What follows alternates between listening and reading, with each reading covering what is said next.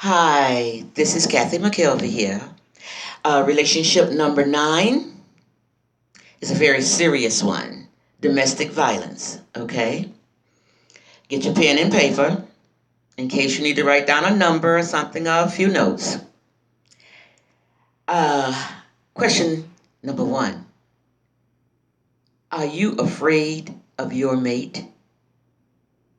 Does he rule you? Does he tell you when you can and cannot go somewhere? What to wear? What to eat? How to act? Any of these. If your man is doing this, he's a control freak. Okay? You need to analyze the situation and see if you need to stay or leave. Okay? Now, take this number at the beginning of this segment. If you need help, this number you can call and you will get help. 1-800-799-7233. That is the domestic violence hotline. Okay? Ladies, do not stay in a situation where your life is being threatened. Okay? Or, for instance, verbal abuse. Okay? Verbal abuse is just as bad as physical abuse because those are words that's being thrown at you. And it is repeatedly being done, like a form of intimidation, you know. And your mate uses words that demean you, make you no self-esteem. Your self-esteem is just out the window, according to him, as he's talking to you and throwing these nasty words at you. Don't let it happen, okay? He's trying to control you. No other adult should be controlling another adult, okay? You're equal partners, okay, about your thoughts and all of that good stuff. Now, the effect that verbal abuse has on you, as I named part of them, is number one is self-esteem. You have very low self-esteem. Okay, if you're being verbal abused, low self-esteem. And that's not what ladies, look at us. We think we all that in a bag of chips. So don't let a man come in and, make you hold your head low, crying at the sound of the first word he throws at you. No, you don't want that. You don't want him. It causes anxiety, okay? You're just nervous. You're just anxious, and you don't know why. You wake up and your heart beating 100 miles an hour. You know what I'm saying? This is from that man that's controlling you. Is that good? No. And depression, okay? The Corvette has us depressed enough. Don't let that man add to the Corvette, my God. Get rid of this person if he's abusing you, okay? Emotional abuse, okay? You can add everything I just said about verbal abuse, add it to emotional abuse as I go on. But this time with emotional abuse, he's actually yelling at you, insulting, swearing at you. Rejection comes up. He's rejecting any idea you come up with. He's going to reject it. He rejects your thoughts, your opinions. They don't matter to him. You don't matter to him. Okay, do you really want to stay with a person like that? No. You are not meant to be treated that way. So leave this person if you must. Because as they say, as Tyler Perry, I think one of his shows, you could do bad all by yourself. And then comes the peace when you get ready to lay down. Okay, because that man is not there. Okay? To torment you anymore. Okay, and also it messes with your self-esteem, like I said, and it have you feeling like you're about to lose your sanity. This is from emotional abuse, because you don't know when it's going to come on. When you're home with that man by yourself, sometimes the emotional abuse doesn't show up, but when there are people around, sometimes it shows up. And when it shows up, it shows out. That's the only way he knows how to act. That's what he's used to doing. Okay, and Lord, the last one is the physical abuse.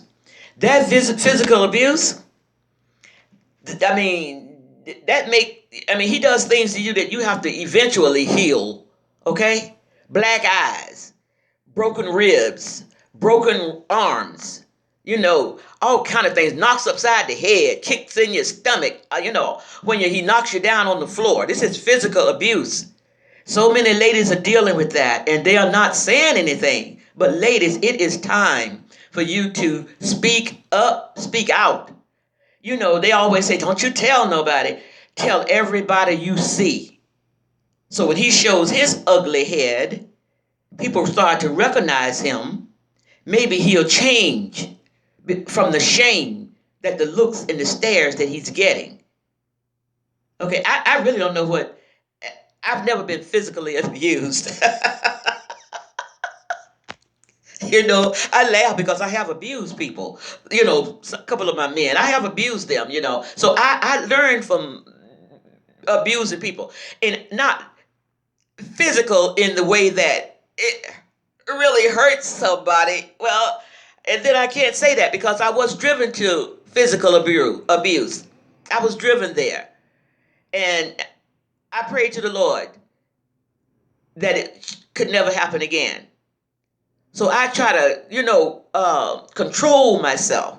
I do. I practice hard on controlling myself. I pray about it. And that's what we all have to do. We have to pray about things that hard for us to get over and things that, that come so easy for us to do. Okay? Break the silence, ladies. Break it. Tell everybody that you're being abused. And one other thing, ladies, keep some mad money. Always keep some money in a jar that nobody knows about but you. Okay? That money, you're going to make the sacrifice by getting that mad money. You're going to make a big sacrifice because it could go for a loaf of bread or something like that. You know what I'm saying? I don't know your condition. But I'm just saying, the sacrifice is great for now. You sacrificing something that you want for something that you definitely probably will need if you are in an abusive relationship. Okay? Now, and most abusers, the male abusers, you really can kind of easily get them. Not in a Christian way, so no, I'm telling you right now, this is not a Christian thing to do, okay? But you can get those abusers because they're dumb in so many ways. They will abuse you physically all day long. But when it's dinner time, who do you think they want to fix their food? You. Yes, you got it. And that's when your time comes for revenge, okay?